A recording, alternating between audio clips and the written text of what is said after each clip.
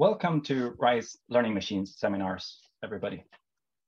RISE is Sweden's research institute with nearly 3,000 researchers working all over Sweden on research areas spanning from bioeconomy to material science, transport, and digital systems. Our weekly Learning Machines seminars are organized as part of our Center for Applied AI Research. Today's meeting will be recorded, and if anyone wants to be removed from this recording, please let us know. So today, I have the absolute pleasure to introduce Devis Tuia, who is Associate Professor in Environmental Computation Science and Earth Observation Laboratory at the EPFL. Devis has a PhD from University of Lausanne. He's then been at University of València, CU Boulder, EPFL, again, University of Zurich, and Wageningen University in Netherlands. So some of the interesting work that Devis does is in remote sensing, interpretable deep learning, uncertainty modeling, and digital wildlife conservation. Today, the talk is about machine learning supporting ecology, supporting machine learning. And I'm very excited to hear what you're going to say about this. And with that said, I will stop the sharing here and hand over the screen to you, Devis. All right, thank you, Olof. Hello, hello everyone. Hope you're doing fine. If you feel like turning on your camera to wave, I always appreciate to see the faces of people who are in a call. Hi. Good to see you. Hey. Okay, great. Cool. Let me share my screen so we can get the kickstart. Zack. Olof, can you see everything full screen all right? Yes, it is full screen. Very good. Looks great. So the idea of today is to talk a little bit about the research that we are doing here at EPFL and in collaboration with people all over the world to push this idea of digital conservation and ecology. And I chose this title also to be a minimum provocative in the sense that I want to show you how machine learning can help ecology to get some better results, better understanding of behavior and for better conservation, but also how ecology can actually help machine learning with some very exciting problems and different way of thinking that are probably not the mainstream in the community. So, in the next 40-ish minutes, we will basically talk about wildlife and animals, mostly in Africa, as you can see in this beautiful picture that you see in the background, which was one of our first imaging campaign in Namibia. But I'll talk about it very soon in the presentation. So why am I talking about it? Because first of all, because it's an extremely important problem. Biodiversity crisis, it's big. It's a big issue for the planet, for nature, and for us. And it is actually showing pretty badly already. So if you see the graphic here on the right, you see that we are on the black slope. I mean, we were on the black slope, now we are on the gray slope and going down very badly with a horizon of a third of species on Earth at risk of extinction before 2050.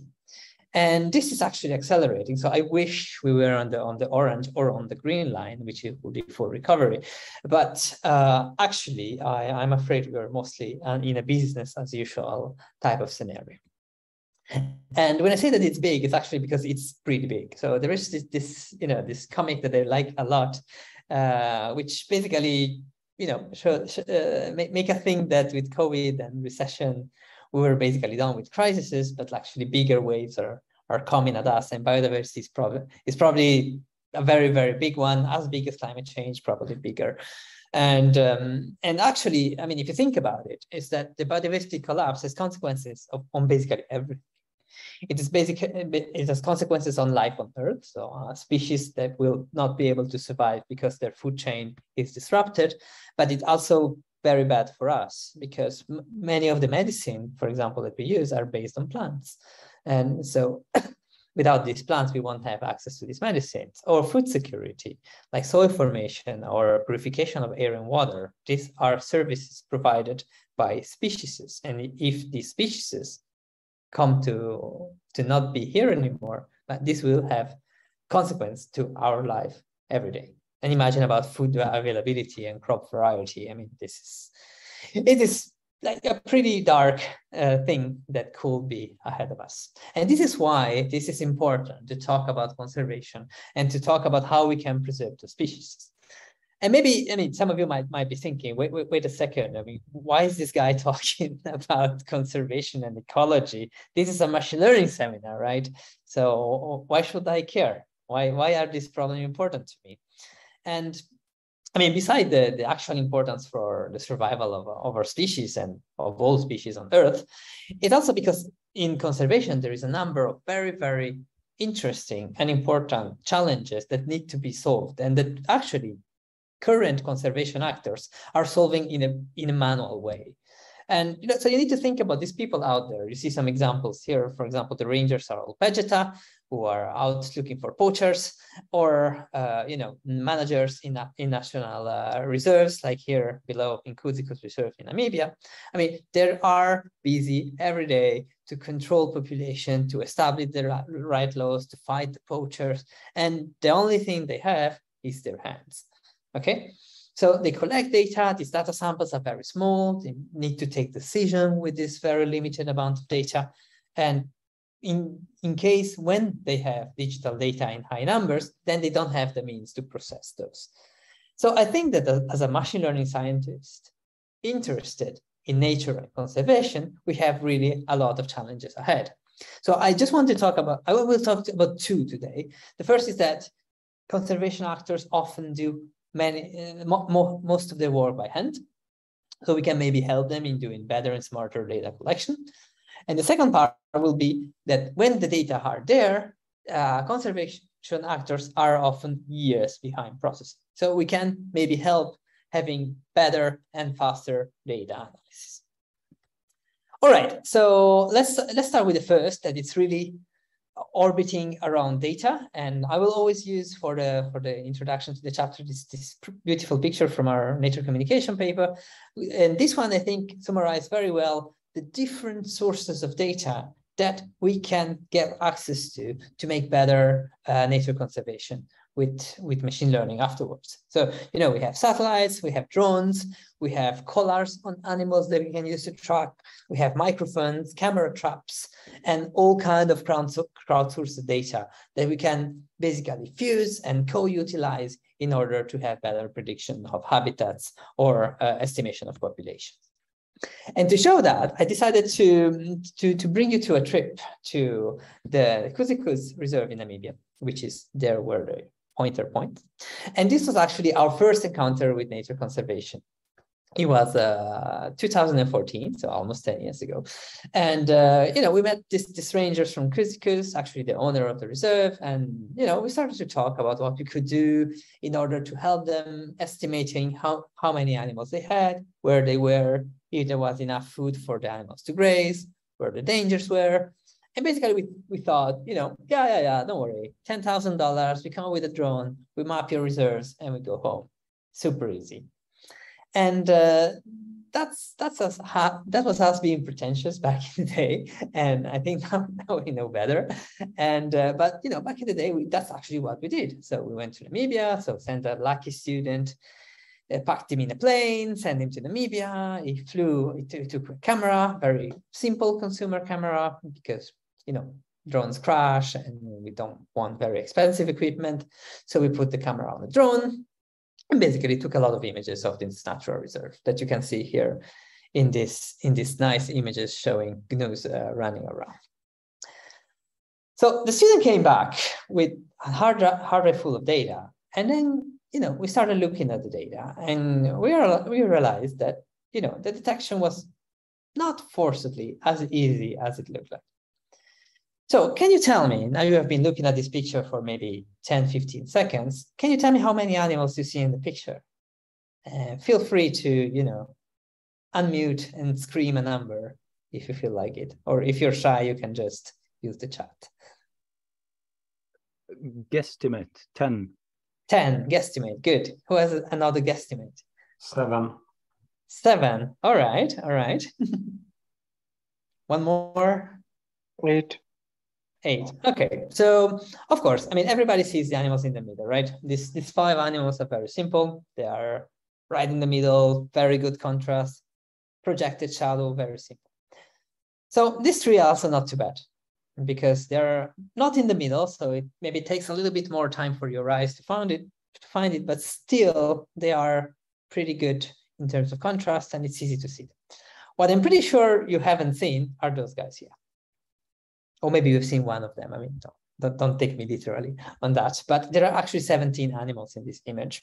And honestly, I mean, I think 8, it's a good guesstimate if you don't spend enough time looking at the image. And this was our actual problem when we started, is that we realized that the problem was complicated because animals are very small. So we're talking about 30 by 18 pixels. So we were flying 100 meters from the ground, according to national regulations. And, you know, this one image is 5,000 by 6,000, and our animals are 30 pixel wide. There is not so many of them. And they are different. So sometimes you have an impala, sometimes you have a gnu, sometimes you have a rhino. They look completely different. And to make things even more fun, it's not only the animals that are heterogeneous, but the landscape as well. So you can see here examples for one single flight, but you can see that the landscape tends to differ quite a lot. And you have animals in every single one of these images, so you can maybe make up the ostriches here, which are pretty fun to see. And so you want to, you know, you want to be able to have a learning set that is diverse enough, where you have enough animals, and you want to have it before the end of the century, you know, and so you don't want to have to screen every single little image by yourself.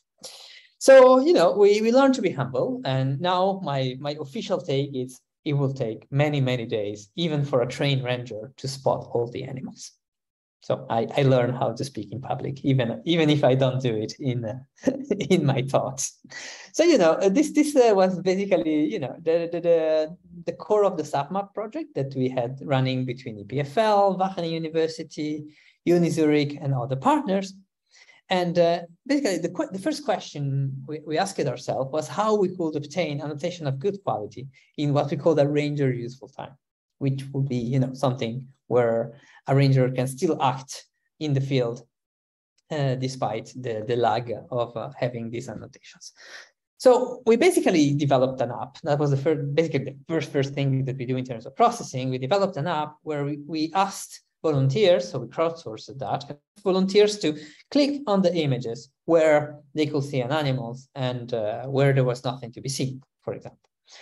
And, you know, it's a little bit more simple than something that just shows random images, but basically it's built in this idea of, you know, crowdsourcing with relevance feedback and having some active learning, showing you the right images. And at the end of the day, we had 26,000 images, so small patches. And in these 26,000 images, we had approximately 1,000 animals. You see many of these images are actually empty. And in 2 days, we could have 5 annotations per image, which is cool. It means that we had the whole campaign annotated in 2 days by using the crowds. And the crowds work very well when it's a, you know, nature-oriented, very feel-good type of project like this one. But it's definitely not something that we can do every time we fly a drone. But the good thing is that we had, for this data set, a complete label set where we also could discard annotations like this one. I hope you can see my mouse. So this annotation here was annotated by only one person over the 5 on this image. So we saw that it was basically an annotation. And like that, we had our training set, basically, to start learning models. And of course, we are not the only one doing this type of things. And I wanted to make the thing a little bit broader. There are other initiatives that are doing that much better than us. So maybe you have been working on eBird or iNaturalist, where basically you can take a picture of a species that you see, upload it, and you have models that will tell you which species it is, or you have Wildbook that integrates social networks of all kinds. to identify single animals. And so it's a very like strong and an active community that basically in the end wants to give you a world map of biodiversity. And here we see, for example, the density of annotations that exist on iNaturalist. And this was a couple of months ago, if I remember well. So you can see that the distribution is not even, but we have data almost everywhere in the world of over something like 300,000 species. So this is becoming a very big thing. And it comes with all the problems that crowdsourcing brings with itself. These are data that are not forcibly curated. The images are of dubious quality sometimes, but we have a lot of them. So the processing part of this type of data is extremely fun. And it's not just data collection, okay? There is a lot of active learning going on behind the scenes. So for example, with our app, if you are just showing random images, you remember 26,000 images, 1,000 animals, it will mean that a volunteer will basically see empty images all day. So you need to be able to prioritize images with a high likelihood of seeing animals, for example. And then also when you work with crowdsourcing, there is a million things you can do to exploit the behavior of the crowds. And if you're a little bit into crowdsourcing, probably the works of Steve Belonghi are Serge Belonghi, what am I saying? Serge Belonghi are definitely go to read to see how to learn from the behavior of the crowds. All right, what am I doing? Let's see. Oh, 20 minutes. Almost. Good. So I'm right on time. So now that we have the data, we want to start doing some data analysis that matters. Okay. And there is a wide number of things that we can do when we have annotations of animals in the wild. And I think this figure summarized pretty well a number of things that we can do. We can do, detection, which will correspond to the pink squares by class. So we will have different classes detecting. We can do tracking. You can see the little points here. Identification, pose estimation, as you can see here. You could do 3D reconstruction with drone data. So there is actually a lot of computer vision tasks that you can apply in the digital conservation area for having research that matters with an impact on the biodiversity crisis. And going back to what we have been doing, I will go back to our drone example, and we will take like the classical task for vision systems in digital conservation, which is detection. So we want to detect the animals. You can see here they're beautifully bounded boxed by our fictive algorithm that is trying to detect gnus on this Cusicus african data. If you have a question, please unmute and ask a question, because I don't see the chat when I'm talking. So if you want to write a question in the chat, I will see it at the end. Just that you know. Okay.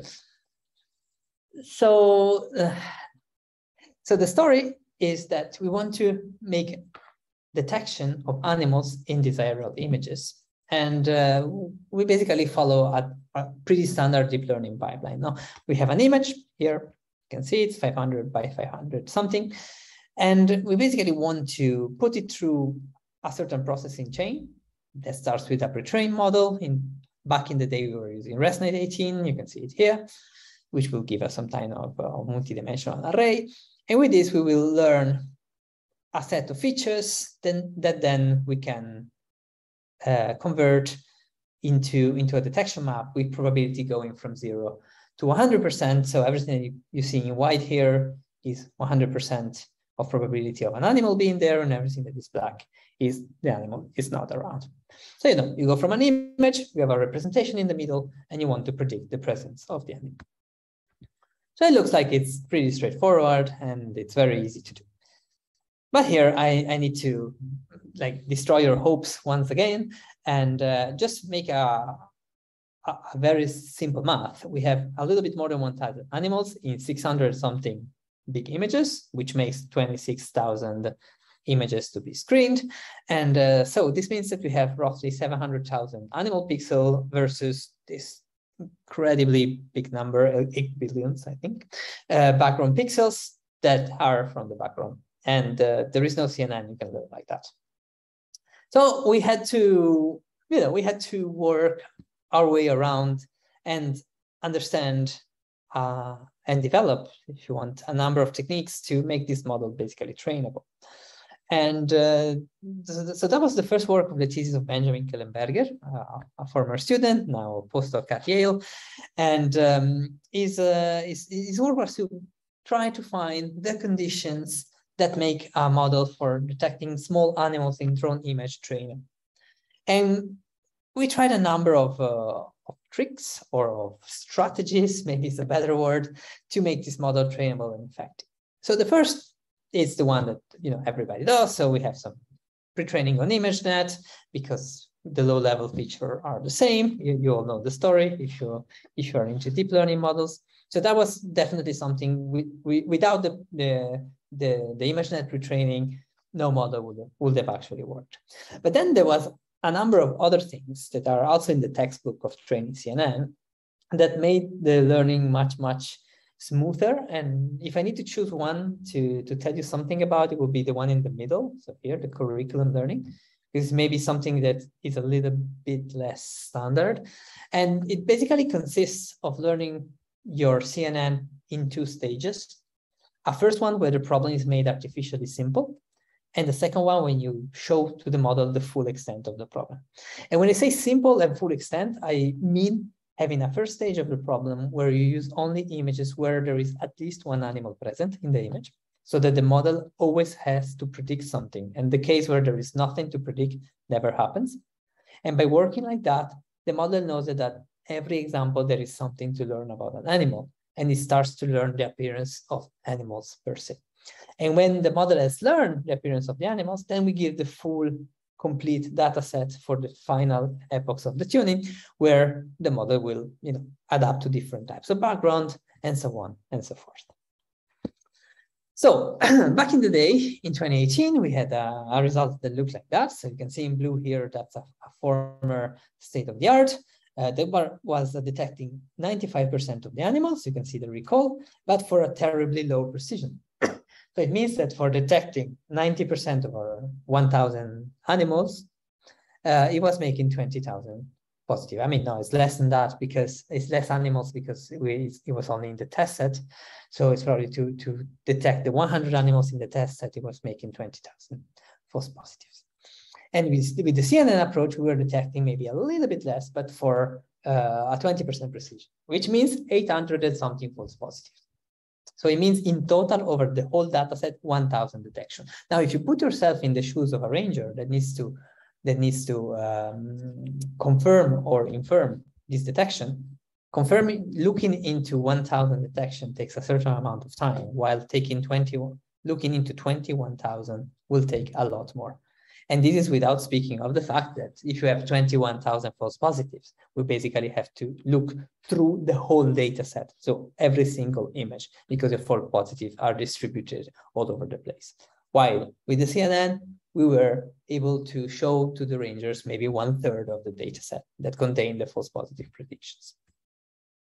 So the good news is that then we kept improving, and the current performance of the Cusickos model that we have now, it looks a little bit more like it. So we're talking about 65% precision for 80% recall. So it means 100 and something false positives for as many animals detected. So I mean, it's becoming something that is actually usable by a practitioner. And this is what the former predictions, so the ones with 20% precision, look like. So in red, you have the former baseline. In blue, you have the prediction of the CNN, and in green, the actual location of animals. So as you can see, there is a number of subsquares of the image where the baseline is having false positive, while our method is not, which means that those squares don't have to be screened by the ranger when using the CNN approach, while they still have to be screened when using the traditional ensemble of SVM model that we were comparing against. Question. Yes. So you had this slide where this how to train a CNN slide, where you have curriculum and a couple more things. This one. Which one of these things contributed the most? You need to use them all together. There is all the strategies with one of these removed led to worse results. So it's actually a conjunction of different strategies that makes the learning, and they can all be used together, which is a good thing. Okay, thank you. Thanks. Okay, so when we were working on that, we also realized that to train this model, we needed a very precise ground truth. And that we had, because we had this crowdsourcing experiment 2 years before, but we cannot really pretend to have it every single time. So we made a first step in the direction of decreasing the amount of supervision by starting to look at alternative tasks that would be way more easy to achieve by someone screening at the image, but they will not involve very long annotation times. And the first one that we looked at was to use weakly supervised learning, which is shown in this picture. And it is basically, if you had to annotate this image here, the question is, what is the easier task? Is to draw one bounding box around every single animal, knowing that sometimes they are occluded, and you mostly don't want to miss a single one in order not to confuse the model, or you want to provide a label that is basically a 0-1 class, like 0, there are no animals in the image, and 1, there are animals in this image. Of course, this label is much weaker in the sense that, it's difficult then to localize animals if the only information you have is that there is something to be seen. But you can still use this as supervisory signal in order to train your models, and a model that in the end will predict for this patch if there are animals or not. But funnily enough, if you design your model correctly, a CNN that will just predict this 0-1 presence absence on animal of the image, if you use in the middle layer some type of attention-based structure, you can basically have a model that localized. And this we found it was super fun to do. And of course, it's a model that makes errors. But as you can see here, in the image in the middle, we will have only the information about presence or absence of animals. And that intermediate, let's say, class activation map layer that we were using was actually giving us probability in the right place. It was also giving us signal in strange places. Because of course, if you know that there are objects of interest, it will start to detect things that are salient. No? So it was also finding something else, but it was finding the animals we were interested in. And by adding 1% of precise bounding boxes, which means annotating 2 images, we were basically reducing this type of false alarm by a significant margin and having our localization maps much more tight. And I think this is an interesting example on how to use weakly supervised learning in order to decrease the load of annotators, because, especially when your annotators are not experts, it gets difficult and very time consuming to draw bounding boxes.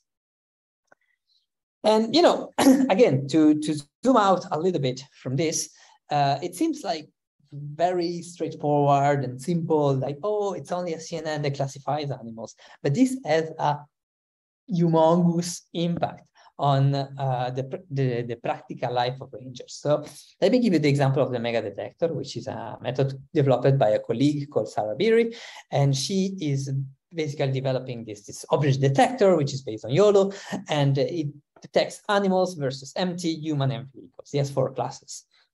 And actually, only the detection of animals, it's helping several associations all over the world, for example, the Idaho Department of Fish and Game, to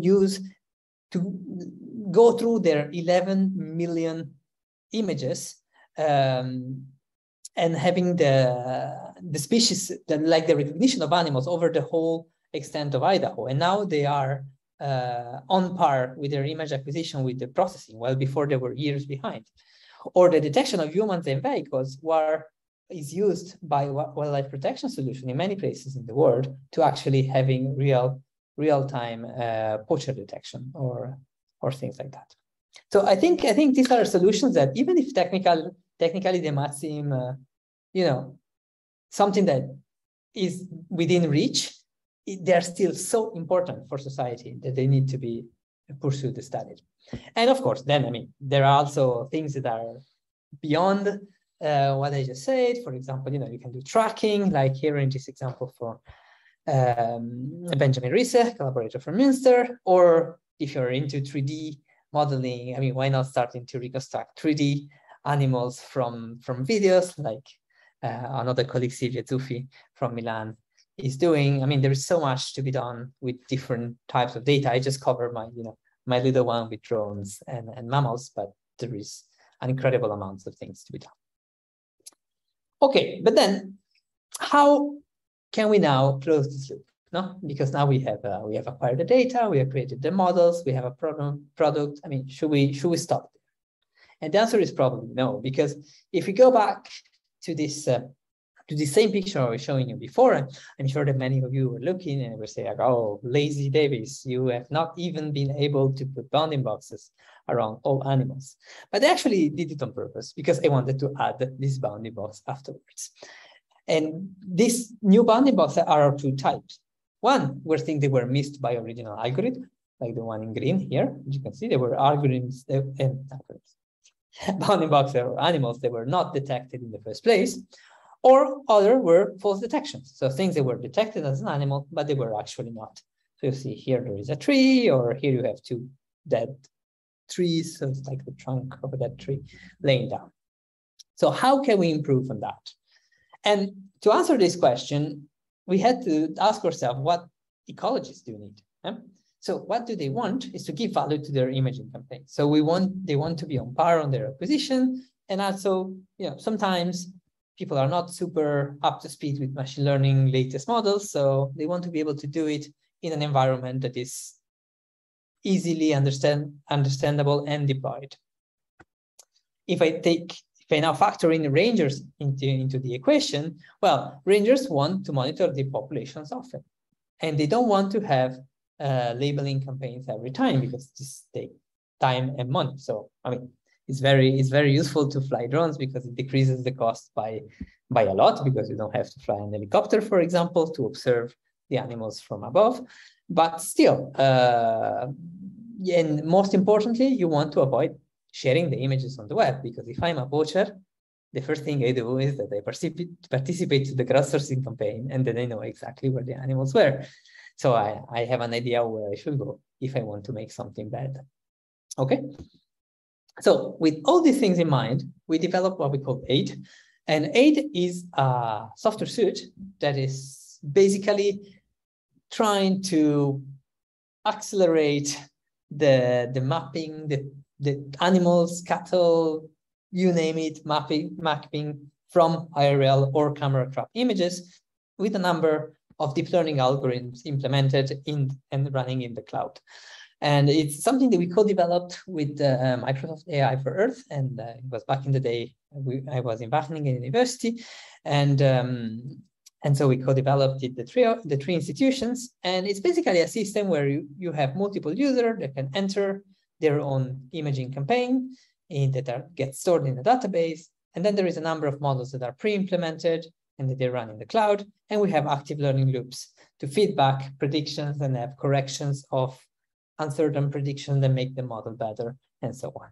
So AID works at several levels. It can be image level, it can be point-based if you want to count only, it can be bounding boxes if you need to bounding box, and you can also make semantic segmentation of satellite images if you so like, because it's not specific to ecology in any way. It is something we have created for that, but it can be reused for basically any type of images. We have some base models that are in there, like ResNet and RetinaNet, a unit for semantic segmentation, but it's very simple to upload your own if you are your own method. It's very modular, and it's very actually simple to upload your own model into it.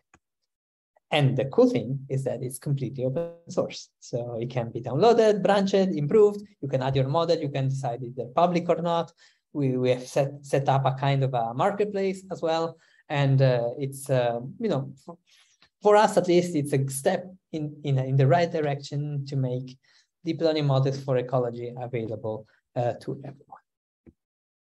And it's starting to pick up. So there are several research projects using AID. So it's working pretty well. This is a study we did together with Quest University in Canada.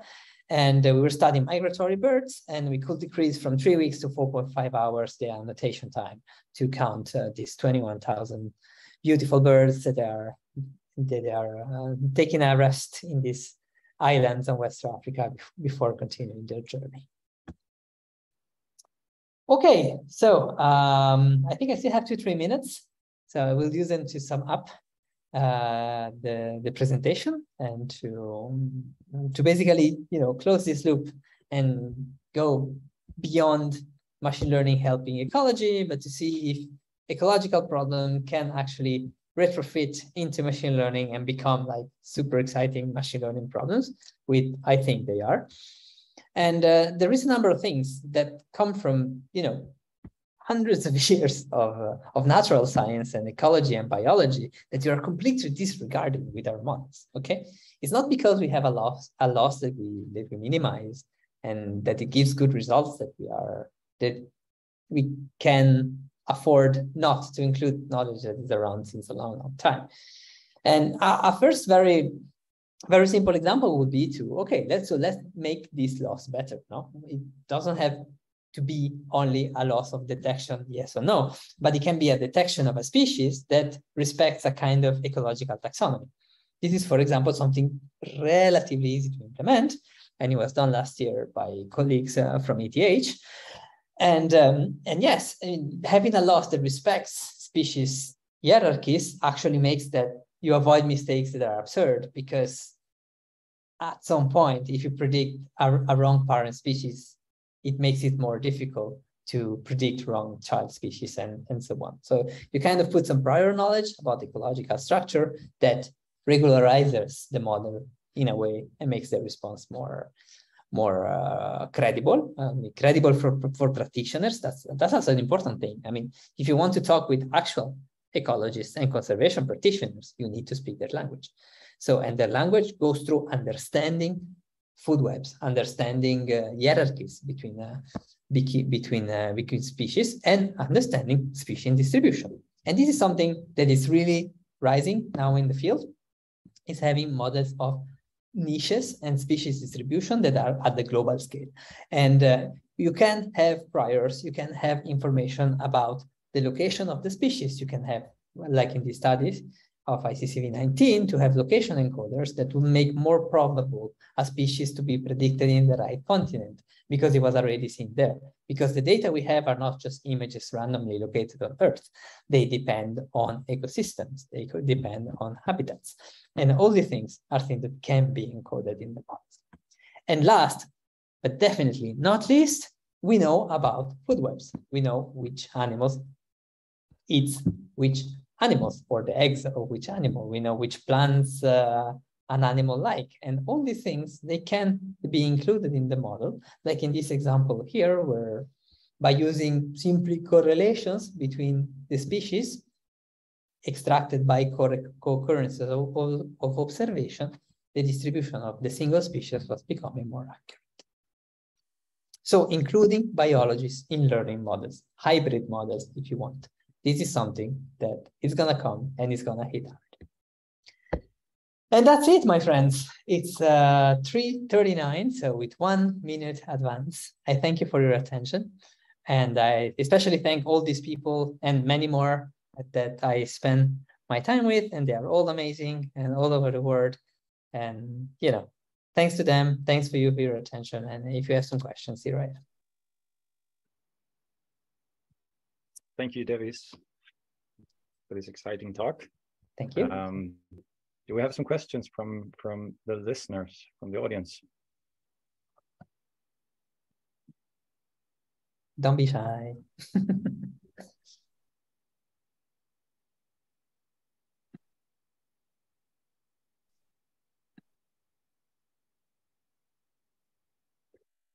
So in this last part where you're talking about including expert knowledge, do you have other examples of how to do this? So one of the things to do is, of course, encoding some knowledge about taxonomies and similar to the loss function. Are there other directions in that vein? Well, I mean, the three things I showed are those that I could find recently, but there is definitely, I mean, the story, I think most importantly than the specific way we encode this information in the model is to realize the amount of information that is around. So we have predation information. They are organized as triplets. I mean, they are ready for models to be ingested as graphs. They are just there. They are, you know, text files in in some repositories, and there are millions and millions of them. So it's really a complex machine learning problem. Just, you know, how to extract it, how to code them, how to insert them in the model. It becomes really a multimodal problem, and you need to imagine in which way you can do it. I mean, what do? Do you use clip? Do you make two vectors and put them together? I mean, there is a million possibilities that you can use to make this kind of multimodal processing.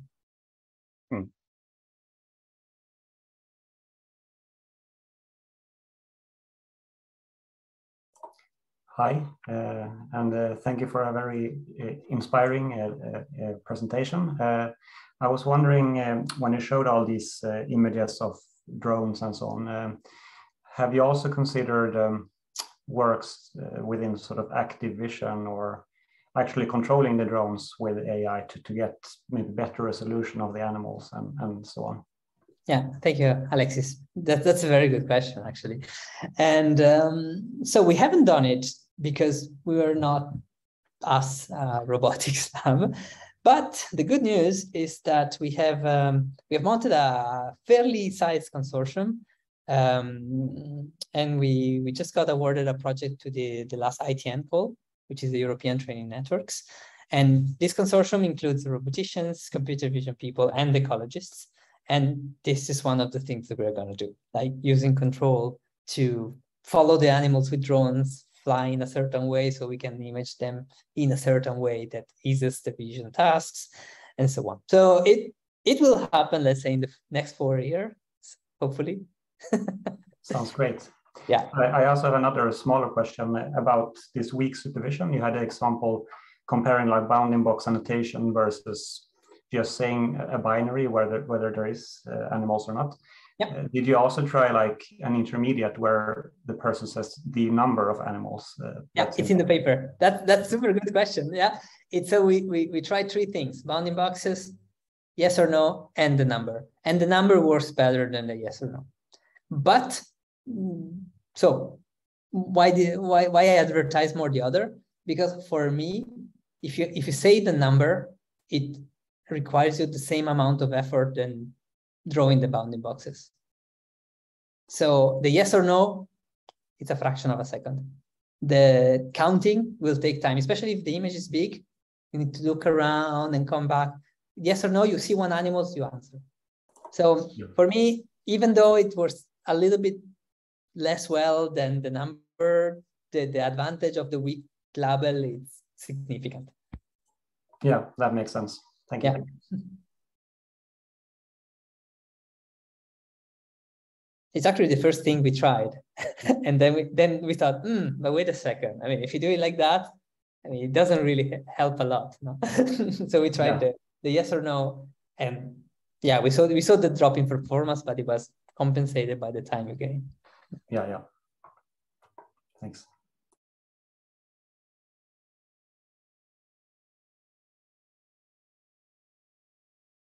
Okay. Olof, I don't know. There is John. Hello. Yeah. Hi. Thank you for a nice talk. I was wondering, do you have any experience on how this active part, how well it works in practice, where you sort of use the machine to teach the annotator and then use the annotator to teach the machine, and you go around in circles? Yes. How much is there to gain from that? Do I have? Maybe I have a backup slide. Give me a second. Do I have? Yes. So let me share my screen for a second. So now we are in the backup slide realm. And so you can see here, this was like the experiment we did in the very first study we did, the one with the SVM. So when I was talking about the baseline, that there was 20,000 false positives. And one thing that we studied was the possibility of using active learning to detect new animals. No? So we had one SVM per proposal. So it was and we were scoring new images according to how much they look like this one. And then we were showing to an expert those with the better score. And like this, we were indeed able to, finding new animals that we were not finding before, and all these were never shown to the person. So these are the statistics you were maybe looking for. So in an hour, we found 55 new animals over the entire data set. So the whole data set could be screened, and in an hour we could find 55, while it was like a 5% increase in the size of the data set, and we could remove patches where the animal was just partially visible or very disturbing. So you improve in areas. So you will not improve the actual recall because you don't find new animal completely different to those that you already know, but you will improve the precision because with those models, with the new that look like the animals we have already seen, but you will make your model more robust in those cases. So it's always, it's always a trade-off between exploration and exploitation. So an active learning method exploits, doesn't explore. So you make your model better in the kind of context that you know. But if you want to explore, then you need to have other strategies that go and look for unusual patterns, which was not the case here. Okay. Thank you. Thank you.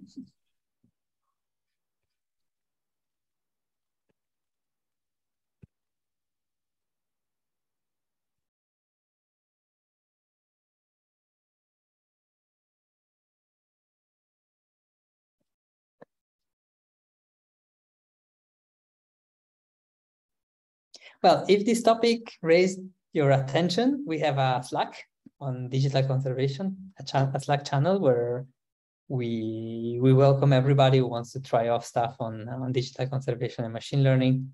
We are maybe 1,500 people in that Slack. So there is a lot of things going on, and it's a very lively community. So if you want to be added, drop me a line, and I would be very happy to add you. And otherwise, I mean, if you can really advertise again, like we have this project starting in January, and it's going to be 13 PhD position. So if someone here in the room wants to do a PhD in this direction, I don't know who is who and who is making either which career step. Or if you know of people who are looking for a PhD in several awesome universities in Europe, well, you only need to ask. Great. So thank you, Devis, for this nice talk. Next week, we'll meet again in Learning Machines seminars. We'll have Professor of Language Technology, Jörg Tiedemann, visiting us from Helsinki University. He's going to talk about translations as semantic mirrors, representation learning with multilingual data. So that will be the same time next week. Thank you all for today, and especially to the speaker, Devis Tuia from EPFL. Thank you very much, Olaf. Thank you. Bye-bye.